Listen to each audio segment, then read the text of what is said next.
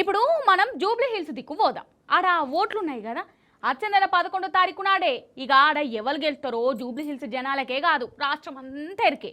అవునా కాదా అన్నట్టు జూబ్లీ హిల్స్లో బీఆర్ఎస్ నుంచి పోటీ చేస్తున్న మాగంటి సునీతక్క నామినేషన్ కూడా వేసింది. ఇంకో దిక్కు ప్రచారం కూడా జోరుగా నడుస్తుంది. మరి అట్లట్లా పోయేద్దాం మనం కూడా. జూబ్లీ హిల్స్ ఓట్లల్లా ఎవరు గెలుతారో ఇప్పటికే జనాలకు ఫుల్ క్లారిటీ వచ్చేసింది కదా నోళ్ళ. జూబ్లీ హిల్స్ నియోజకవర్గం జనాలనే కాదు, రాష్ట్రంలో ఏ మూలకు పోయి ఎవరిని అడిగినా కండ్లు మూసుకొని చెప్తుర్రు ఈడ మల్లో మల్క ఎగిరేది గులాబీ జెండనే అని. మాగంటి సునీతక్క నామినేషన్ కూడా వేసింది. సునీతక్కెంబడి రామన్న, హరీష్ అన్న, తలసాని సీనన్న తహసీల్దార్ ఆఫీస్ కు పోయిర్రు. నామినేషన్ పత్రాలు ఇచ్చిర్రు. ప్రచారం జోరుగా నడుతాందోళ్ళ. జూబ్లీ హిల్స్ ఏ గల్లీలో చూసినా గులాబీ జెండా రేపరేపలే కనబడతాన్నాయి. బీఆర్ఎస్ లీడర్లు బాకీ కారట్లు పంచుకుంటా రెండేండ్ల సంధి షేయిపాటి చేసిన మోసాన్ని కండ్లకు కట్టినట్టు వివరించుకుంటా ప్రచారం చేస్తాండ్రు. సునీతక్క ఏ ఇంటికి పోయినా సొంత ఆడపడుచు లెక్క చూసుకుంటుర్రు ఇక్కడి జనాలు.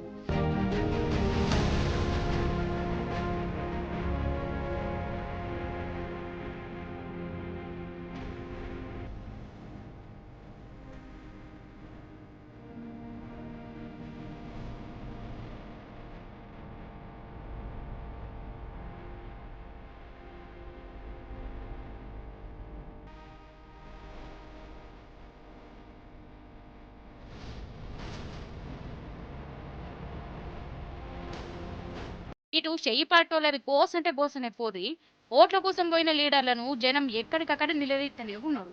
హైడ్రాతోని ఆగం చేసిన రేవంత్ అన్నను పొట్టు పొట్టు తిడుతున్నారు. బీఆర్ఎస్ ను గెలిపించి రేవంత్ అన్నకు బుద్ధి ఎప్పుడే కావాలని తీర్మానాలు కూడా చేసుకుంటున్నారు.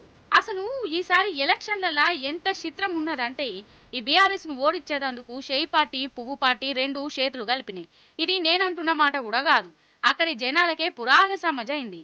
మంత్రులు ఎమ్మెల్యేలు అందరూ జూబ్లీ హిల్స్నే అడ్డా వేసిర్రు. వందల వేల కోట్లు ఖర్చు చేస్తాండ్రు. అయినా గాన జనం మాత్రం బీఆర్ఎస్ దిక్కే నిలబడుతుర్రోలా గోపినాథ్ సార్ కుటుంబానికే హిమ్మతి ఇస్తుర్రు.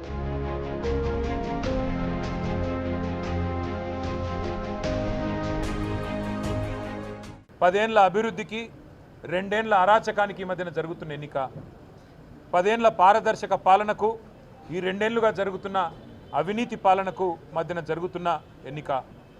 10 ఏళ్ల రైతు బంధు పాలనకు 2 ఏళ్ల రాబందు పాలనకు మధ్యన జరుగుతున్న ఎన్నిక. ఇది వ్యక్తుల మధ్యన జరుగుతున్న ఎన్నిక కాదు. మీరు జూబ్లీ హిల్స్లో గట్టిగా కాంగ్రెస్ పార్టీకి దిమ్మ తిరిగే విధంగా మీరు తీర్పునిస్తే తప్పకుండా రాష్ట్రం మొత్తంలో కూడా పేదలకు న్యాయం జరుగుతుంది, పేదలకు లాభం జరుగుతుంది. 1,67,00,000 మంది ఆడబిడ్డలు ఎదురు చూస్తూ ఉన్నారు ఈ ఆడబిడ్డ గెలుపు కోసం. ఆ 1,67,00,000 మంది ఆడబిడ్డలు నెలకు 2,500 రూపాయలు ఏదైతే 100 రోజుల్లో ఇస్తామని చెప్పారో 2 ఏళ్లు గడిచినా ఇవ్వకపోతే వారందరూ కూడా అసహనంతో ఉన్నారు, కోపంతో ఉన్నారు. ఈ ఆడబిడ్డ గెలుపుతో తప్పకుండా మాకు నెలకు 2,500 వస్తాయని చెప్పి వారందరూ ఆశిస్తూ ఉన్నారు. వయసు మళ్ళిన పెద్దలు నెలకు 4,000 రూపాయలు వస్తాయని చెప్పి కాంగ్రెస్ పార్టీ ఇచ్చిన గ్యారంటీ కార్డును చూసి మోసపోయిన వారు ఈరోజు ఆశిస్తూ ఉన్నారు. మాకు 4,000 పెన్షన్ రావాలి అంటే మాగంటి సునీత గోపీనాథ్ గెలవాలి, కేసీఆర్ గారు మళ్ళీ రావాలి అని చెప్పి వారు కోరుకుంటా ఉన్నారు.